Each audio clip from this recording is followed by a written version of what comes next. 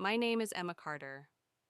5 years ago, I thought I had found the kind of love that you only hear about in stories. I met Daniel Blake on a rainy afternoon at a coffee shop downtown. He had knocked over my coffee with his laptop bag, apologized 100 times, and then bought me another cup. It sounds cliché, but sometimes the beginning feels like fate. We laughed about it, exchanged numbers, and from that moment, Daniel became a part of my everyday. Our life together looked perfect from the outside. Every Saturday, we visited the farmer's market on Main Street. He would pick out fresh strawberries because he knew they were my favorite. We spent lazy Sundays wrapped in blankets, watching movies we had seen 100 times. Birthdays were celebrated with road trips, anniversaries with handwritten letters. I trusted him with every part of me. But real love is not just about the big gestures, it's about the small things. And when those small things started to shift, I noticed. The missed calls, the late nights at work, the way he smiled at his phone when he thought I wasn't looking. Still, love makes you blind, or maybe it just makes you hopeful against all reason. One night last October, Daniel came home later than usual. He was tired, distracted, barely present. After dinner, he left his phone charging on the kitchen counter while he showered. I was clearing plates when it buzzed. I told myself not to look, that trusting someone means giving them privacy. But my heart was already racing before I even picked it up. A message preview from Ava flashed on the screen.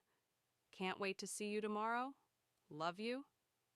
My hands were shaking as I unlocked the phone. Every thread of trust unraveled with every word I read.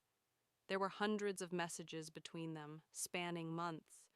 Photos, plans, dreams that didn't include me.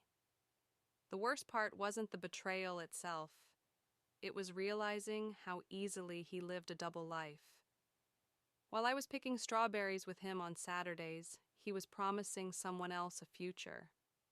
When Daniel walked into the room, hair damp from the shower, towel slung over his shoulder, he must have seen my face. I didn't yell. I didn't cry. I simply asked, "Who is Ava?" He opened his mouth, but no words came out.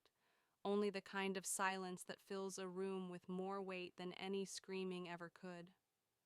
Finally, after a long pause, he whispered, "It's not what you think."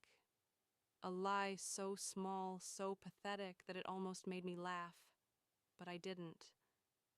I just handed him his phone and walked past him. I spent the rest of the night packing a single bag. I didn't know where I would go. I just knew I couldn't stay. I took what mattered most, my journal, the photo of us from Charleston, and the necklace my mother gave me when I turned 21. Things that reminded me who I was before Daniel. I slept in my car that night in a gas station parking lot 20 miles away. I stared at the ceiling, trying to piece together every moment we shared and wondering how much of it had been a lie. Had he ever loved me? Or had he just loved the way I loved him? In the days that followed, Daniel called, he texted, he showed up at my work with flowers. Each time he had a different excuse, a different version of the story. But none of it mattered anymore. Once trust is broken, even the most beautiful words fall flat. I moved into a small apartment across town, a third-floor walk-up with peeling paint and creaky floors. It wasn't much, but it was mine. I started therapy. I reconnected with friends I had slowly drifted from while living in Daniel's world. I found pieces of myself in old hobbies, painting, running, reading novels late into the night. The healing wasn't linear. Some mornings I woke up feeling free. Others, the weight of betrayal sat heavy on my chest, making it hard to breathe. There were nights I missed him so much it felt like physical pain. But little by little, I stitched myself back together. Now, 7 months later, I still remember him. Not with anger, not even with sadness, just with a kind of detached understanding that sometimes The people we love most are the ones who hurt us the deepest. If I ever see Daniel again, I won't ask for an apology.